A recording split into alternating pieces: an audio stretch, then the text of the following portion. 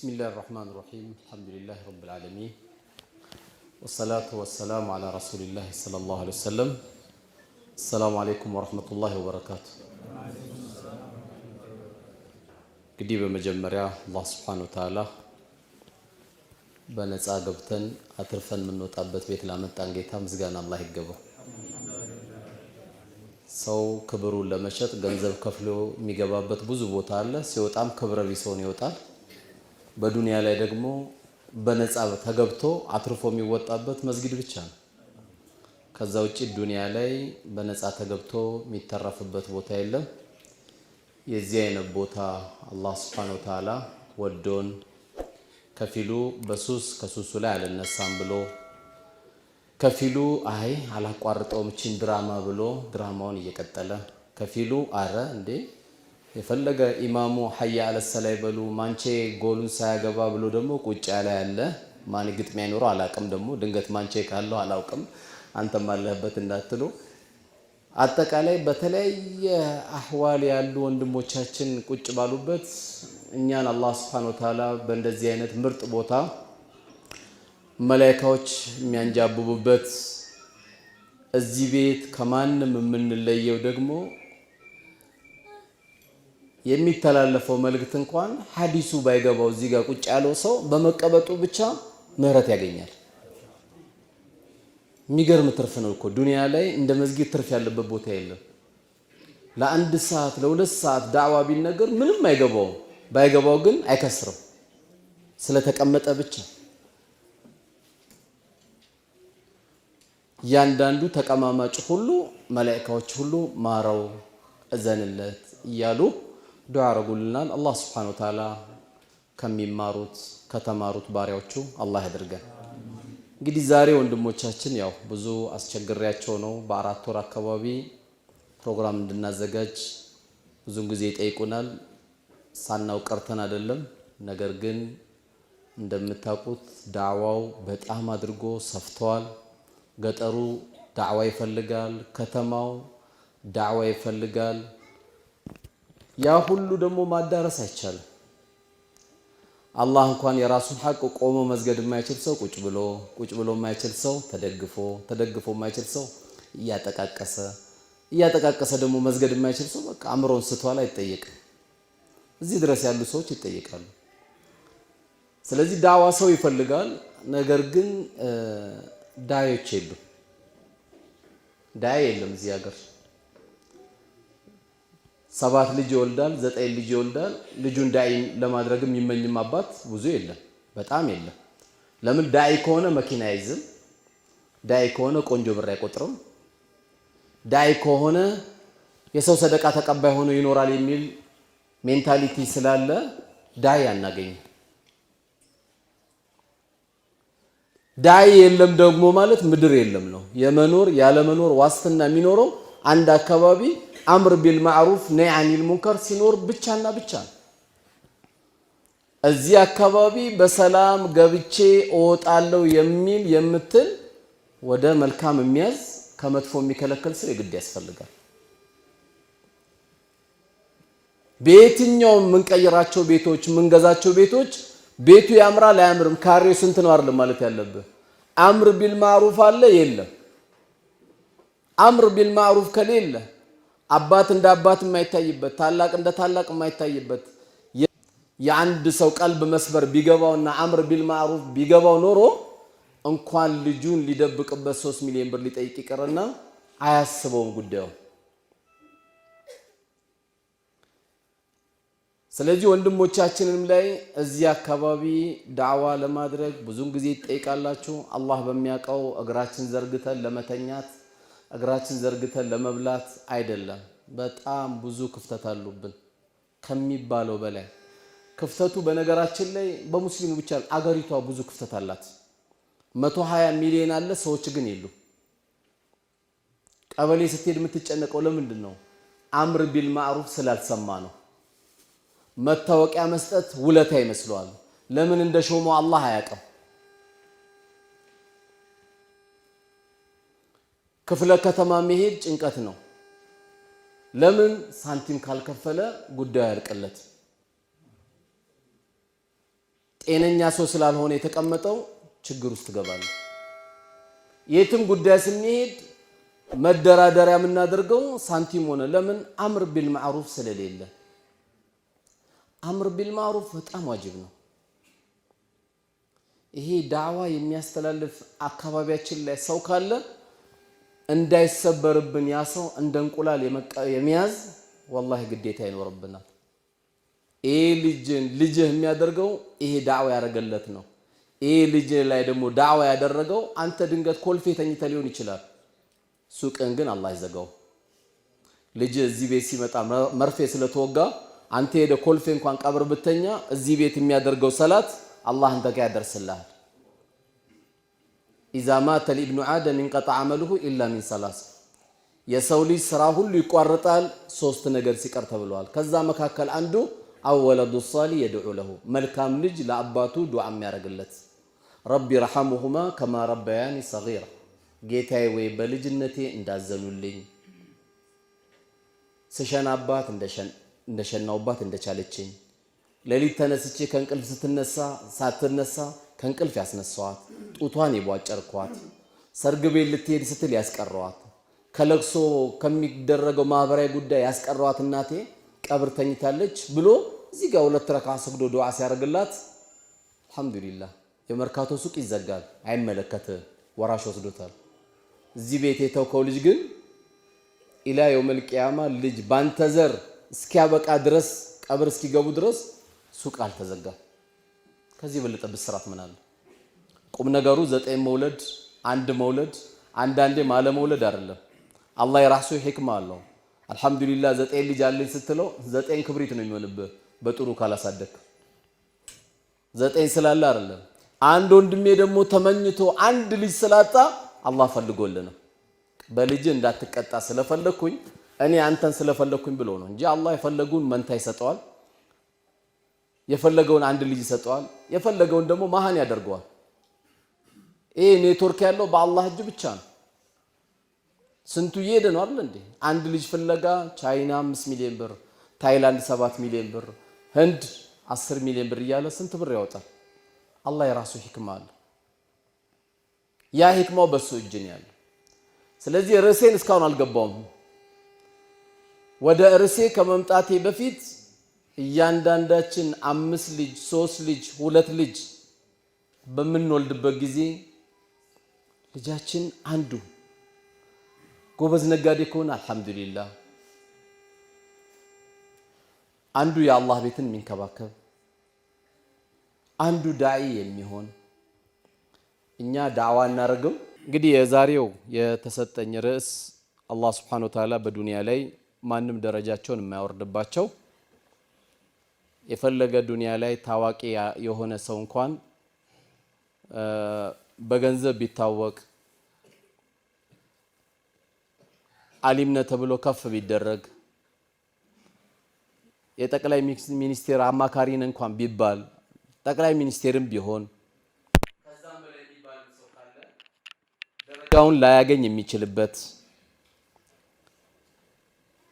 የዚህ አይነት ደረጃ በዱንያ ላይ አላህ ሰጥቶኛል ብሎ ከፍ ብሎ የማይታይበት አላህ ዱንያ ላይ ከሰጠን ትልቁ ነገር ወላጆቻችን ናቸው። በተለያየ አጋጣሚ መልእክቱን ለማድረስ ሞክረናል። ቢያንስ በወላጆች ጉዳይ በተለያየ መድረክ ባስተላለፍነው በተለያየ መንገድ ባስተላለፍነው አልহামዱሊላህ ረብል ዓለሚን ወላጆችን በሚመለከት እኛ በሃይማኖታችን እንደዚህ አይነት መልእክትን መስማት አልቻልንም በማለት የሌላው እምነት ተከታይ ያዳምጠው ወደ 24 ሚሊዮን ስለናቶች ተደምጠዋል። አልহামዱሊላህ ይሄ በየትኛውም አጋጣሚ አላህ ይሰማል ካላለ በስተቀር ይሄን ቁጥር ማግኘት የምትችሉ አይደለምና አልহামዱሊላህ ሌሎችም ቢሆን ቦርቡሮ ስለ ህይወታችን ያለንበት ነገር ሁሉ የሚነግረን ቢኖር ኢስላም ብቻ ነው። አፍንጫችን ይዘን ከምንገባበት ሽንት ቤት አንስቶ እስከምንኖርበት ህይወት ድረስ መመሪያ ያለው ዲን ነው። በጣም በሚገርም ሁኔታ አራስ ቤት ለሄደች ለወለደች እህቴ የሚደረግ ዚክር የተለየ ነው። ታዚያ ለደረሰበት ወንድሜ የሚደረግ ዚክር የተለየ ነው። አዲስ ልብስ እንለብስና አሮጌ ልብስ እንለብስ የሚደረግ ዚክር የተለየ ነው። አዲስ ቤት ስንገባ የሚደረገው ዚክር የተለየ ነው። ከቤታችን ስንወጣ የተለየ ነው፣ ስንገባ የተለየ ነው። መስጊድ ስንገባ የተለየ ነው፣ ስንወጣ የተለየ ነው። አዲስ ሙሽራ ስናይ የምናደርገው ዱዓ የተለየ ነው። የትኛውም ዲን ከእስላም ውጪ የተናገረ የለም። የትኛው እኔ በጣም ደግሞ የሚያጅበኝ ለአሮጌና ለአዲስ ልብስ ዚክር የለየ ዲን ነው እኮ። ጠዋት ስትለብስ አልሐምዱሊላህ الذي كساني هذا ورزقني من غير حول مني ولا قوة ያለኔ ኃይልና ብልሃት ይሄን ልብስ ያለበስከኝ ጌታ ምስጋና ይገባ። አለቀ። ጠዋት ስለብስ አዲስ ልብስ ደግሞ ስለብስ አዲስ ዚክር አለ። اللهم لك الحمد أنت كسوتني أسألك من خير وخير ما صنع له وأعوذ بك من شر وشر ما صنع له አንተን አዲስ ልብስ ያለበስከኝ ጌታ ሆይ ይሄ ዛሬ የገዛውት የለበስኩት አዲስ ልብስ መጥፎ ነገር ካለ ባንተ ተጠበቃለሁ፣ ኸይሩን ካለ ካንተ ከጅላለሁ። አንድ ቀን ነው የምታደርገው ይሄን ዚክር። አይገርምም? አዲስ የገዛ ብቻ ቀን እንዲህ ያሟላ ዲን የለም። ይሄን ያነሳው ለምንድን ነው? እነዚህ ትንንሽ ናቸው የምንላቸው በዚህ አይነት መልኩ ከታዘዝን ስለ እናትና ስለ አባትማ ተነግሮ ያበቃ። እንደ ኢስላም ስለ እናትና ስለ አባት የነገረ የለም፣ የሚናገርም የለም። ሰው እናትን አክብሩ ሊል ይችላል። ሰዎች እናታቸውን አክብር አባትን አክብር ሊል ይችላል። በእስልምና ግን እናት አክብር አባት አክብር አይደለም፣ ትእዛዝ ነው። ማክበር ሳይሆን ትእዛዝ የምትፈጽመው ነው። እናት ማክበር አለማክበር፣ አባት ማክበር አለማክበር ምርጫ አይደለም። እኛ እንደዚህ ሄደን ምን መክሮ የለም። እንደ ኢስላም ምርጫ የለውም። አላህ ለእናትና ለአባት ምርጫ አለመኖሩን ማረጋገጫ የሌላ እምነት ተከታይ እንኳን ቢሆኑ እናትና አባቶቻችሁ ወሳሂቡሁማ ፊ ዱንያ ማዕሩፍ። እናቴ አመመሽ ወይ? መጣውልሽ እናቴ አስቤዛ አልተሟላልሽም? መጣው እናቴ። ምንድነው ደበረሽ? ሐኪም ቤት ልውሰድሽ እናቴ? የፈለገ እምነት ተከታይቱ ወሳሂቡሁማ ፊ ዱንያ ማዕሩፍ።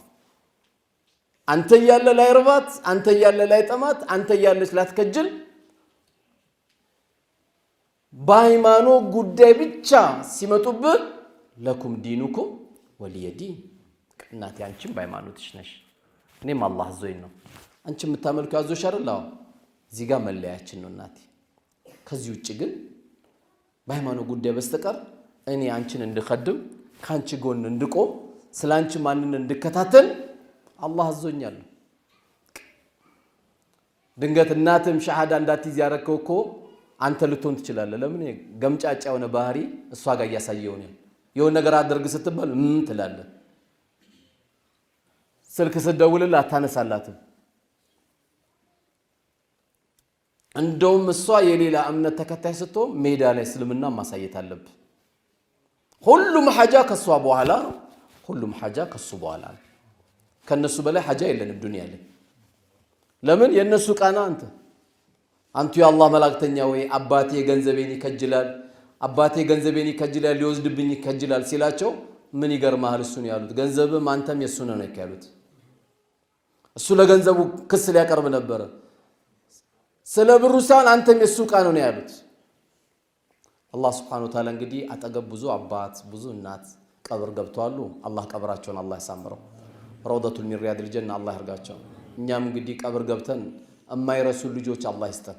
ያው በዛም በዚህ ማለቁ አይቀርም። ወደርንም ጠላንም እቺ ዱንያ ማለቁ አይቀርም። ሰዎች ቢያፈቅሯትም ባያፈቅሯትም ቁልመታ ዱንያ ቀሊል ነው ያለ አላህ። የዚህች ቅርቢቷ ትንሽ ናት ነው ያለ አላህ። ደግሞ መስጊድ ገብቶ ዱዓ የሚያደርግል ልጅ ተተሚድ ማለት እኮ መሽሞት ካንተ ስንት አባቶች ሞቱ፣ ስንት እናቶች ሞቱ። 150 100 120 ሚሊዮን ብር ጥሎ ይሄዳሉ። አንድ ሰው በሰደቃ እንኳን ያስታውሳቸውም። አንድ ኢላ መን ረሒመ ረቢ። አላህ ያዘነላቸውማ የአባታቸውን ውርስ ሳይሆን አረ እኔ ያረግለታለሁ ለአባቴ የሚል ደግሞ ጀግኖች አሉ። ሁሉም መጥፎ አይባልም፣ ሁሉም ጥሩ አይባልም። ብዙ ግን የምናየው ቶሎ ይወርሳል። አባቱ ያልነዳው መኪና ሲነዳ ነው የምታየው። ወዲያው ካልኩሌት ነው የሚደረገው ስለራሱ እንጂ ስለዛ አባቱ ስለዛ እናቱ አይደለም። ኸይረኞችስ በእናታቸው ስም አምፖል ያስገባሉ። አንድ ቁርአን ገዝተው ያስገባሉ በእናታቸው ስም።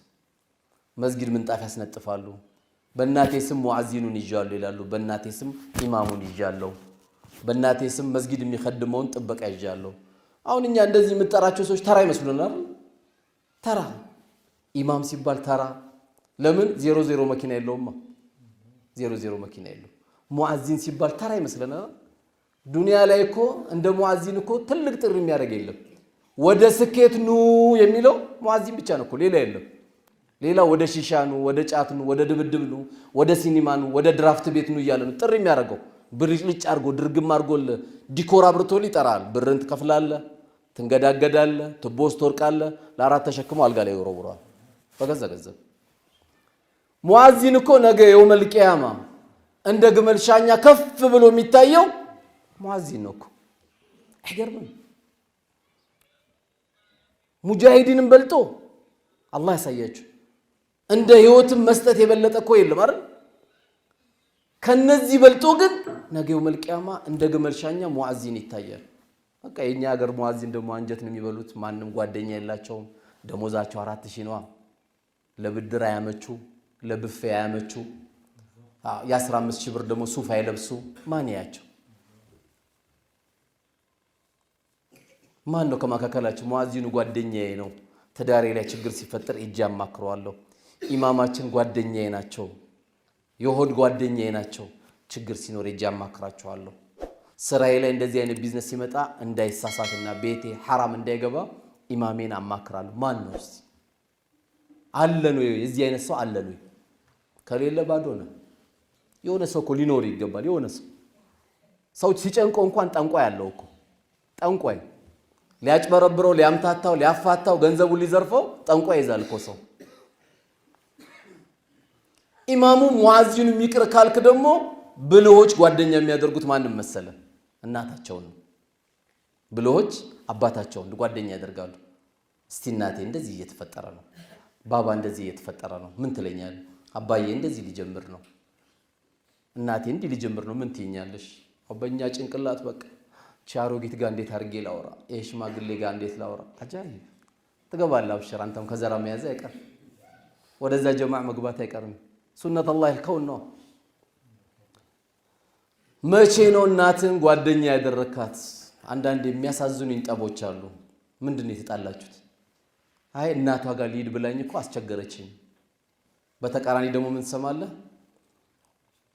አይ አባቷ ጋር ሂጄ ሲሄድ ምን ነው አመሸ ብላ ተጣላች። ላኢላሃ ኢላላህ ምን ያለ እንደወረድን አያችሁ። ሚስት እናቴ ጋር ልሂድ ካለች አረ ሂጂ እናቴ ከቻልሽ አድረሽ ነኝ ሂጂ እናትሽ አይደሉ እንዴ? ምንድነው የናክል ዱንያን ትልቅ ያደርግ ነው? እናቷን አይታ ትምጣ እንጂ አድራ ትምጣ እንጂ 30 ዓመት ያሳደገቻት እናቷ። አንተ 10 ዓመት 5 ዓመት ካገባት ካሁን በኋላ እናትሽ ጋር የምትሄጂ ከሆነ ፈታሻለሁ ካልክ አላህ ፈቶካል አንተ ራስህ።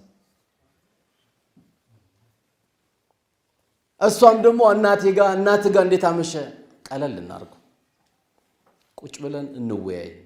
ፈረንጆቹ ከዝንጀሮ እየተግባቡ እኮ እያሳዩን ነው።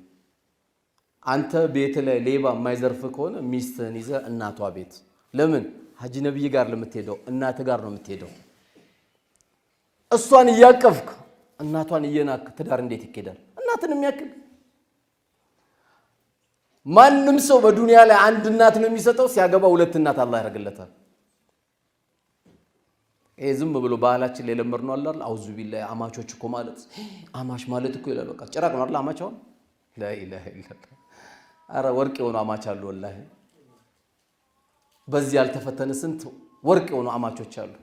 ጭንቀትም የሚያስጨንቃቸው ስራ መቀዝቀዝ የሚቀዘቅዙ ልባቸው ስንት ሰዎች አሉ። እናት ጋር ለመሄድ ከፈቀድክ ሰላም ከሆነ ወይ ደማደር ቀለል እናርገው። ወላሂ ታልቃለች አይደል ዱንያ። ጭራቅ የሆነ ባል ሰጥቶሻል ቶሎ ሩጪ ነው አይደል የምትባለው? አረ ከረፈደብሽ ይገልሻል ቶሎ ሩጪ ይባላል። ይሄ ወላሂ ጠብ አልነበረም። እናቴ ጋር ሳይሆን እሷን ማስፈቀድ ያለባት እናት ጋር ልሄድ ፈልጋለሁ ፍቀድልኝ። ለምን የሱም እናት ናታ። ትላንት አይስማትም ነበር፣ አሁን ይስማታል። ትላንት አይጨብጣትም ነበር፣ አሁን ይጨብጣታል። ነገሮችን ከበድ ስናደርግ ትልልቅ ችግሮች አላህ የሰጠን ትልቅ ትዳር ላይ ችግር እንፈጥራለን። ስለዚህ ልሂድ ካለች ትሂድ፣ ሰላም ትሁን። ኢንፎርሜሽን ይዛ ትመጣለች፣ እዛ ከሄደች ነው የምትለወጠው የሚለው ሸይጣን የለወጠብህ፣ እናት አትለውጥ። ትንሽ ኢማን ከሌላቸው በስተቀር እናቶች ልጃቸው ትዳር ላይ እንድትወጣም አይፈልጉም። አንዳንድ ዝም ብሎ በዱንያ የሰከሩ ካልሆኑ በስተቀር ብዙዎችም እዚህ ነገር ውስጥ አይገኙም።